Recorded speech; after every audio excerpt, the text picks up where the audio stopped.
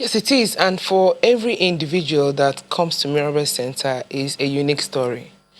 And it's important to know that it's not just 66 a month. At times, it gets to over 100 a month.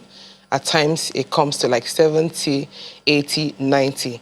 And we are talking about individuals. We are talking about human beings. We are not talking about figures or statistics or something that is abstract. We are talking about human beings that have been violated. And like she said, you know, it's made worse when they do not receive support from the society. When people turn to favor the perpetrators instead of the survivors. So you get to see community members coming to beg survivors to drop the case, not to pursue justice, going to beg on behalf of perpetrators, trying to tell survivors that, well, you can't fight for God. Justice belongs to God. Judgment belongs to God. You're too hard. Can't you forget about it?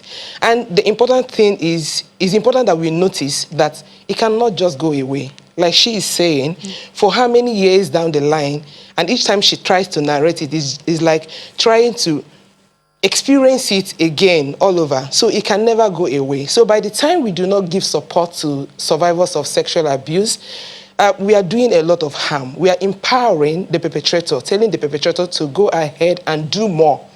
And nobody knows whose turn is going to be next. And then we are making the survivors to become, so down, so withdrawn. And like some of them commit suicide if they cannot come out of it. Some of them take their lives. Some of them go into depression.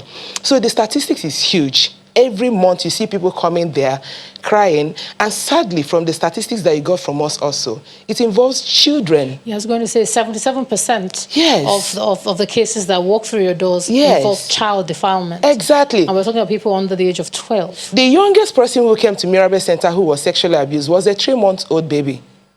A majority of the cases, like you say, they are children. Children that are still wearing diapers. Children that are less than 10 years of age, 8 years, 7 years. It is so sad. What do you do to the parent? I mean, we're assuming this is involving fathers when children like that come in. When they come to you, do you refer them on to the police? Because I know there's a dynamic where the police refer to you. Yes, a lot of our cases come from the police, but there are people who also walk into the center to access services based on word of mouth. People tell them about the centers and all that. Self-referral, I meant to say. Okay, so for those of them who have not reported at any police station, when they come to the center, after they receive psychosocial support and medical support at Mirabel Center, we also make necessary referrals because they need to seek justice. But coming from a society, a lot of work still needs to be done. Some people don't even want to pursue justice. For some parents whose children are being defiled, the first madness, in quotes, is, well, I cannot take it. And then they rush to the police and make a complaint. And then police refers them to Mirabel Center to come and receive medical care and psychosocial support. And after that, when they go back to the society, then the pressure begins.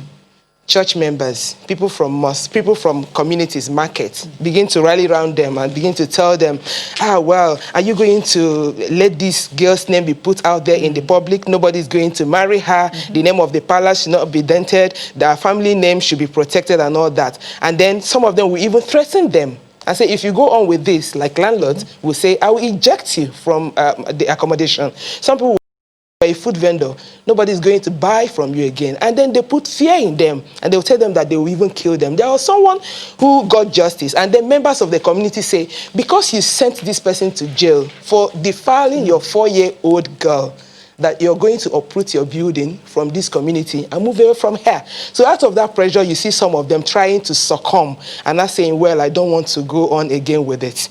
But the important thing is that when they come to the center, it's not only the child that is being counseled, the mother is also being counseled, and options are made available, and they are emboldened, they are strengthened to know that there is support system. It might be little, depending on the community, depending on the state, but we are making progress.